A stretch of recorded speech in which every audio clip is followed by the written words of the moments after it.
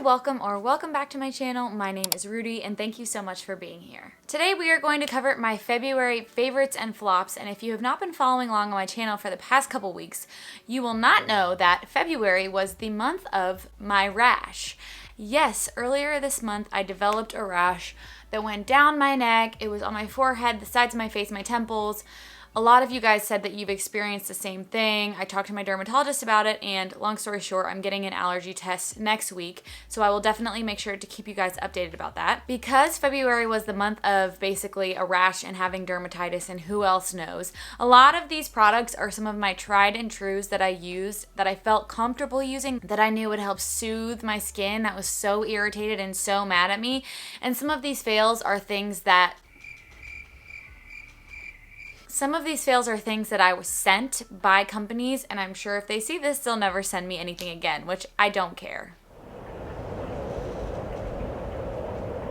It's also incredibly windy out. I have my window open because it is like 73 degrees outside and it's super windy and kind of rainy. It's actually kind of scary because almost a year ago today, my town in Nashville had a tornado that ripped through my neighborhood. I literally have a picture of it on my Ring camera. We're having tornado weather today, so bear with me if you see my hair blowing in the wind, and also it's so humid it's going to turn into a Dolly Parton hairdo, which is very Nashville of me. If you are new here, please don't forget to subscribe. We talk about more than just my favorites and fails on this channel. We talk in depth about skincare, we talk about acne, mental health, beauty, vlogging. We do it all, and I would love to have you join. All right, I want to talk about something that has absolutely changed my life, but it's absolutely changed my beauty game, and I talked about it on my community tab. I did purchase the Dyson Airwrap. I've been eyeing the Dyson Airwrap for years, and I always thought that I could use dupe style products to get the same look, which you can. We've talked about this on my channel before. In the past, I have talked about the Revlon one-step hair dryer. I have a few different tools like that for your hair, and I really do like them. I can link the videos where I talk about them in depth down below because I still have those tools and I still use them. However, the reason that I got the Airwrap is because I noticed I was getting heat damage to my hair from those tools because they do get very, very hot. I have incredibly thin, fine, straight hair that can easily get overheated, damaged, frizzy, breakage, all of that. And so I wanted to invest in a product that I could basically replace all of my other hair tools with, which is the Airwrap. So it came with obviously a curling wand. It comes with a blowout brush, which is what I use today, but it's very humid, so it's fallen since then. It comes with brushes for straightening, and it comes with smaller barrels for tighter curls. It also comes with a head just to do drying, and because I have thin hair, it basically works as a hair dryer as well. So everything that I need is in this one tool, and there is no heat damage happening to my hair. Every time I use this, it looks like I got a blowout. I'm gonna insert a video of me quickly doing my hair with it so you can kind of see the vibe. It does take a little bit of getting used to, but I will be honest, this is a huge game changer in my hair health. I really, really like it. And if you have thin hair and you're trying to decide between the Airwrap and the dryer, I would recommend getting the Airwrap because the dryer power from the Airwrap is very strong. It may not be strong enough if you have super thick hair, but if you have thin hair, to me, it's worth it. I'm gonna do an entire video on kind of how I've transformed my hair this past year, and this will definitely be included, so keep an eye out for that.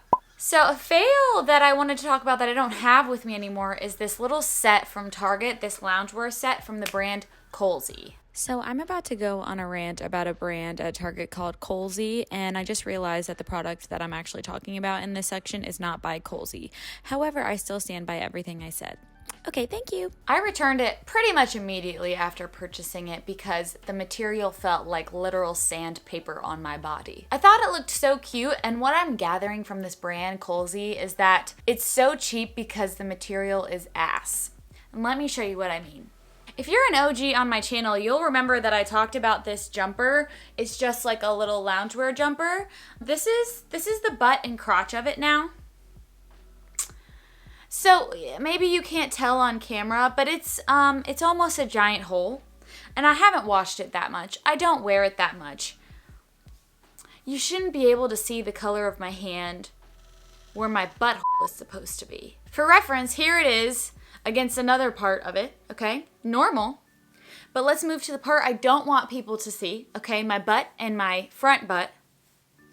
And suddenly it's completely see-through. This material is 1 stitch away from being a giant hole. A giant diaper gaping hole. I can literally only wear this around the house, and even then my husband laughs at me because there's basically a giant see-through section in my butt crack. So needless to say, I don't think I will be shopping from the brand Colsey anymore. Even if it's cute and even if it's cheap, just know, soon your ass will be, on display for the world to see. So I don't recommend the brand. Everything I've tried from it, it's either not lasted or it feels so bad. So when I was dealing with my rash, I was keeping it super, super simple with my skincare to make sure I wasn't irritating it anymore. But even with my CeraVe PM, I felt like my skin was just sucking it up and I was still left dry.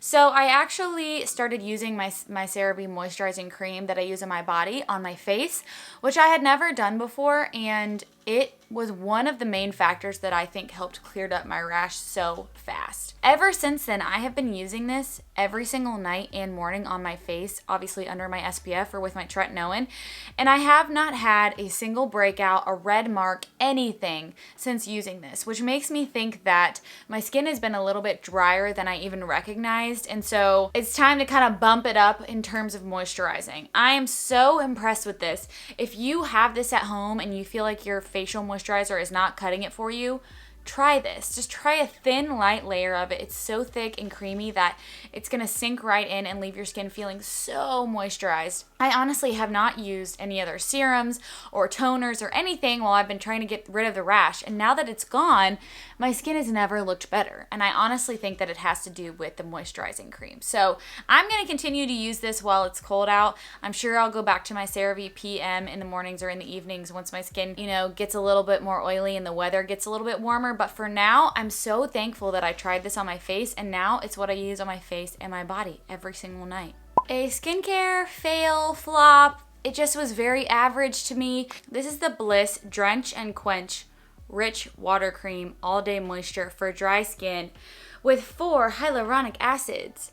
So they sent me this, and they sent me the fragranced version of it, and this one is supposed to be for the dry skin and the other one is for regular skin, which to me it's supposed to be the Neutrogena Hydro Boost regular and extra dry skin. I didn't even open the fragrance one because you guys know I don't really like to have fragrance on my face for very long. Something about this formula is just incredibly silicone-y, and I don't know, it feels more like a silky layer is on your skin rather than a moisturizer.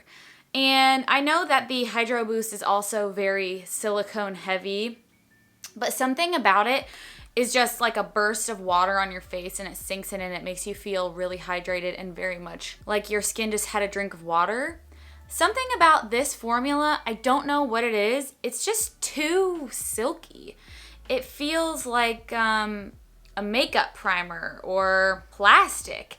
And I know people like this, but to me, it was just too, like I said, too silky, too fake feeling. I just prefer the Hydro Boost over this, and I'll probably continue to buy the Hydro Boost. So I'll probably give this to my husband or have one of my friends use it who likes the Hydro Boost but isn't super, doesn't care as much.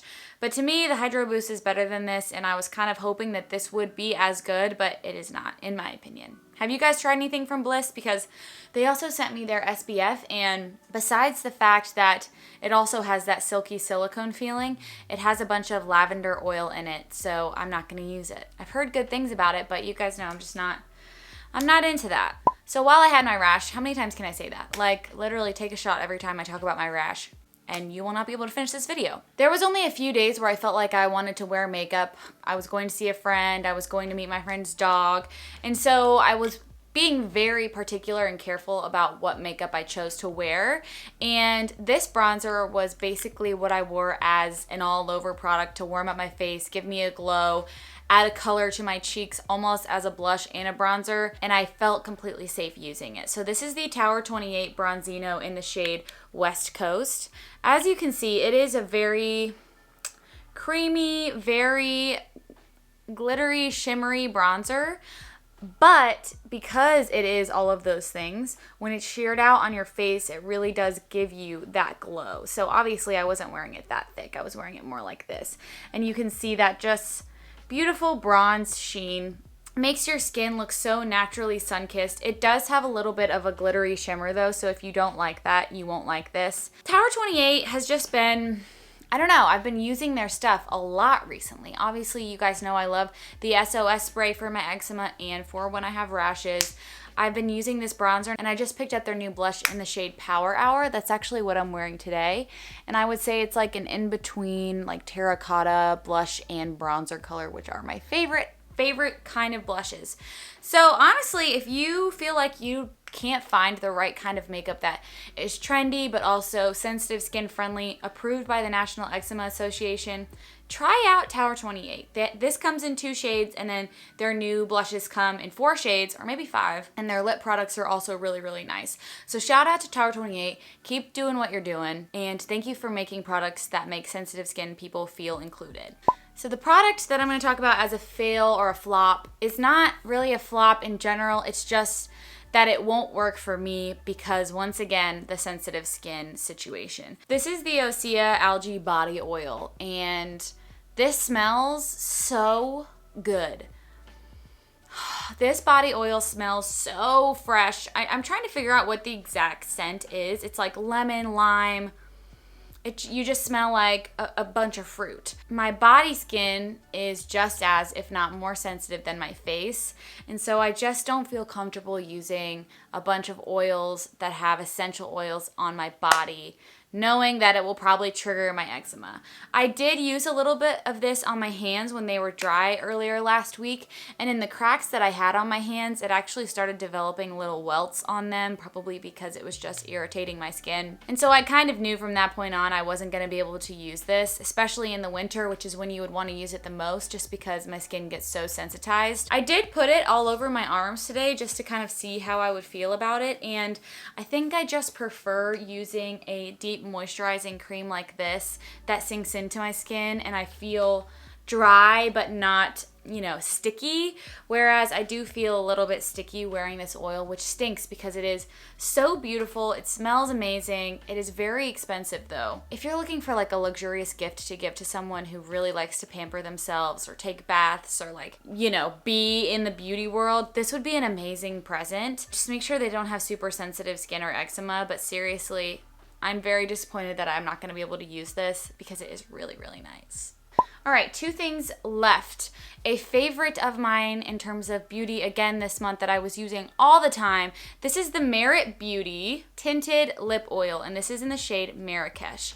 I actually made an entire video about new trendy makeup, also including the Tower 28 bronzer, if you want more of a breakdown and application. But I was also wearing this lip oil. It is so nice. I am also wearing it today. Merit sent me their entire line, and there are a few things that definitely impressed me, and the lip oil was one of them. I talked about in the summer the lip oils from Ilia, and these are similar but even thinner somehow. So if you felt like the Ilia lip oils were a little bit too heavy for you, you should try this one out. This is a really, really beautiful like coral nude shade, which I think would look great on literally everyone. The packaging is stunning. It is a little bit expensive, but these are cruelty-free, vegan, also sensitive skin friendly. And I just felt like this color really made my lips look alive and really complemented a natural tan vibe. So if you're gonna pick anything up from Merit and you're not sure where to start, I would say the lip oil first and then check out their perfecting stick second. My last flop is really stupid, but I just have to tell you because you have to stay away from it. And I'm gonna include a picture of it. It is the Trader Joe's gluten-free Italian panettone with raisins and orange peel. This is a giant muffin in like a ornament style container.